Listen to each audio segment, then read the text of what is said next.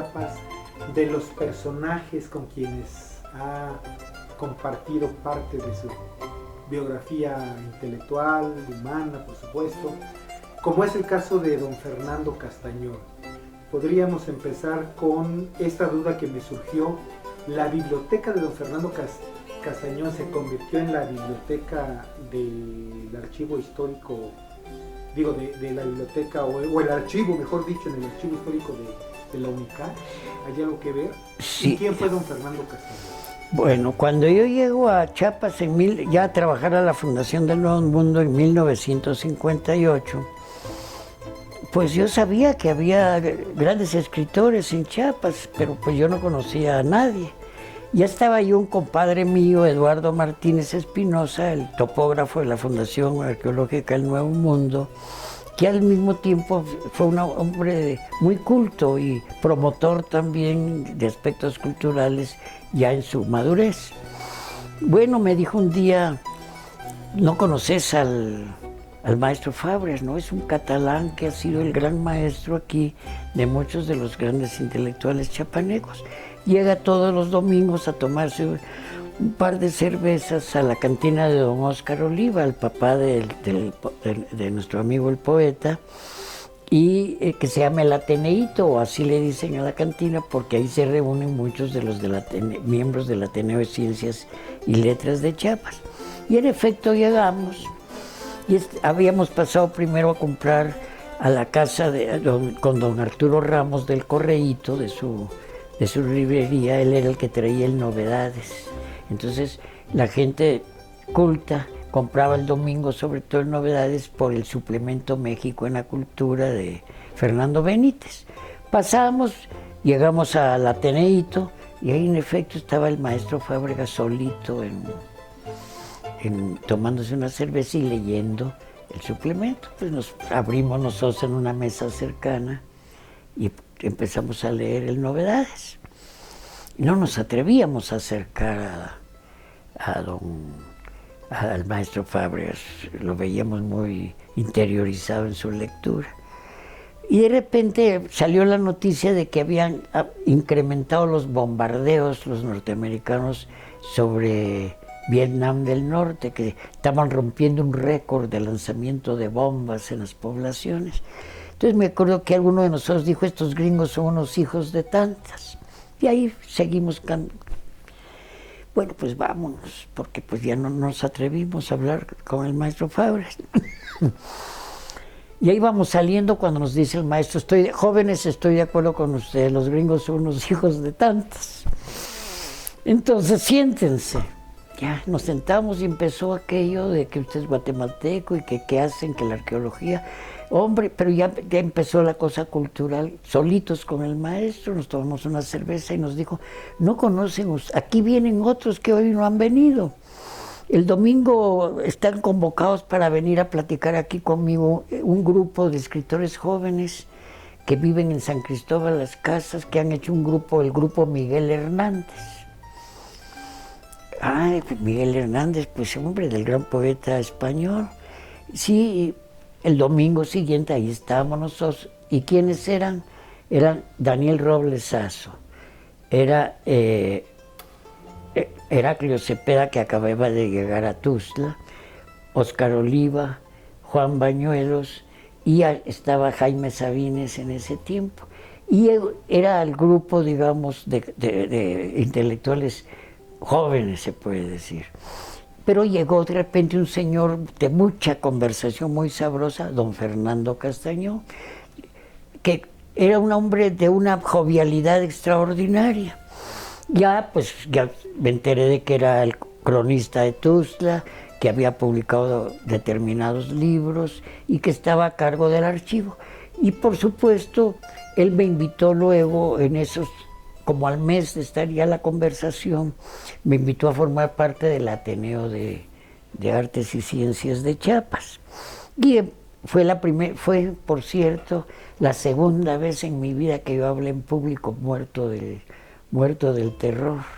Pero era cantidad de gente que llegaba a las conferencias del Ateneo. El Ateneo tuvo un impacto cultural en Chiapas, pero bueno, ahí está la revista del Ateneo, es una joya bibliográfica, ¿no? Y entonces fue surgiendo la amistad con el maestro Fernando Castañón, que él no tenía una biblioteca particular, su biblioteca, libro que legaba de historia, la llevaba a su archivo. De modo que él funda el Archivo Histórico del Estado con la mayor parte documentos que él había recogido en su vida, ¿no? Aparte de los documentos que le pasa propiamente el gobierno del archivo oficial, estaba toda la documentación, la maravilla de recopilación, me acuerdo que tenía entre sus joyas las acuarelas originales de la plaza de Tuxtla Gutiérrez, que un director que se decía descendiente de don Fernando Castañón o pariente de él, que casó con una extranjera, los sustrajo y ahora se encuentran en Polonia. Que eso debería verse la forma de reintegrarlos. Total que empecé a interiorizarme del archivo. No solo era llegar al archivo, sino platicar con don Fernando. Don Fernando era una verdadera enciclopedia de conocimientos de Chiapas. De cuando entró el primer motor a Chiapas, el primer Nistamán, cuando entró el primer automóvil. Y con los años me tocó recopilar para Elba Macías, la poeta, compañera de Heraclio Cepeda, que se convirtieron en compadres míos tiempo después, decidió hacerle un homenaje literario a don Fernando y me encargó que hiciera yo una antología de trabajos dispersos de don Fernando. Entonces le pusimos el nombre de Cosas de Chiapas. Es un librito que circuló en una colección llamada Ceiba, y ahorita le voy a explicar por qué Ceiba. Entonces, ahí está varios de los artículos dispersos de don Fernando. Yo le hice un prólogo, unas notas, de modo que siempre hubo ese cariño y un gran respeto que le tuvimos todo ationando, como le decíamos. Eran los dos señores para nosotros, los señeros, se puede decir, de la intelectualidad chiapaneca. El maestro Fábregas, un hombre vital, un lujo que ha llegado el maestro Fábregas después de la caída de la República, haya llegado a hacer su obra pedagógica maravillosa a Chiapas, y el otro, el sabio local, don Fernando Castañón, ¿no? Entonces conocí bien su empeño, había logrado hacer una hemeroteca que le costaba porque los dueños de los periódicos se negaban a enviar un periódico diario. Nada más, Gervasio Grajales sí le cumplía y le mandaba todos los días el periódico que él sacaba, pero había otros renuentes que decían, ¿qué negocio yo? Me acuerdo hasta de la frase de un director de periódico, ¿qué negocio yo mandando a un archivo un ejemplar de mi periódico? Bueno, don Fernando, ahí está la memoria. Don Fernando es el creador de la memoria histórica de Chiapas.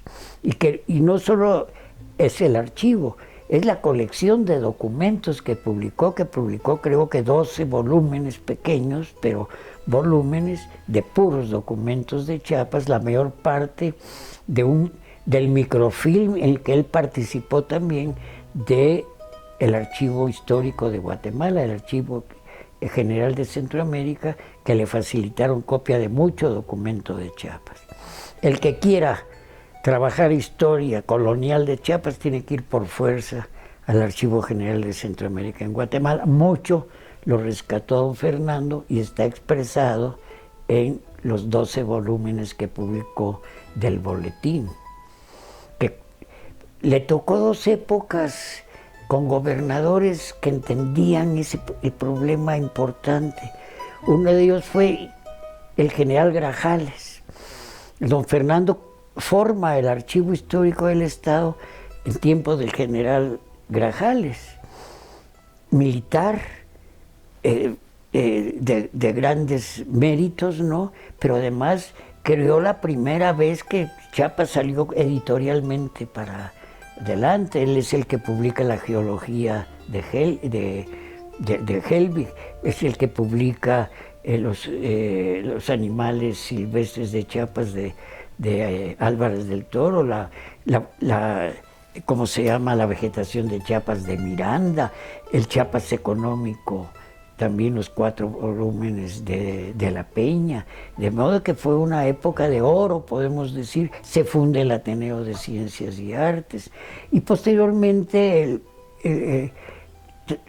Pascasio Gamboa, que creo que es el que continúa, es el que organiza la biblioteca pública del estado de Chiapas, que desapareció y pasó a otro lado, ¿no?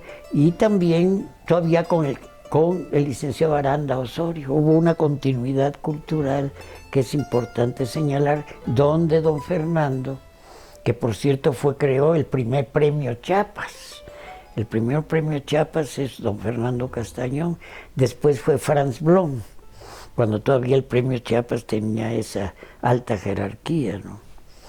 Entonces, pues, uno de mis maestros, se puede decir, que no de clase, sino de la vida, fue Tío Nando Castañón.